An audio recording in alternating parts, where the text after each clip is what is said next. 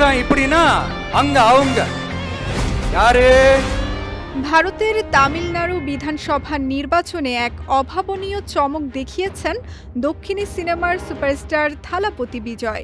সর্বশেষ প্রাপ্ত ফলাফল অনুযায়ী ক্ষমতাসীন মুখ্যমন্ত্রী এম.কে. স্ট্যালিনের ডিএমকে জোটকে বড় ব্যবধানে পেছনে ফেলে এককভাবে এগিয়ে রয়েছে বিজয়ের নবগঠিত দল তামিলাগা ভেট্টি কাজাগাম।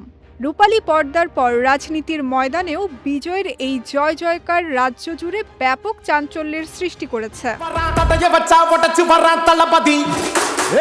ভারতীয় সংবাদ মাধ্যমের তথ্য অনুযায়ী তামিলনাড়ুর ২৩৪টি আসনের মধ্যে থালাপতি বিজয় ও তার দল তামিলাগা ভেট্টি কাজাগাম এখন পর্যন্ত ৮৭টি আসনে এগিয়ে থেকে চমক বজায় রেখেছে। অন্যদিকে এআইএডিএমকে জোট ৭৫টি আসনে এগিয়ে থেকে দ্বিতীয় অবস্থানে রয়েছে। তবে সবচেয়ে বড় বিপর্যয়ের মুখে পড়েছে বর্তমান ক্ষমতাসীন দল ডিএমকে।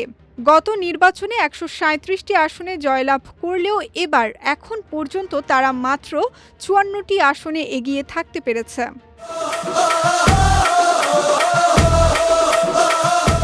এর আগে ২০২৪ সালের ফেব্রুয়ারিতে রাজনীতিতে আসার আনুষ্ঠানিক ঘোষণা দিয়ে বিজয় স্পষ্ট জানিয়েছিলেন এটি তার কাছে কোনো শখের কাজ নয়, বরং জনগণের সেবা করার একটি মিশন। রূপালী পর্দার আকাশচুম্বী জনপ্রিয়তা এবং নিজের ক্লিন ইমেজকে পুঁজি করে প্রথমবার নির্বাচনী ময়দানে নেমেই তিনি বাজিমাত করেছেন।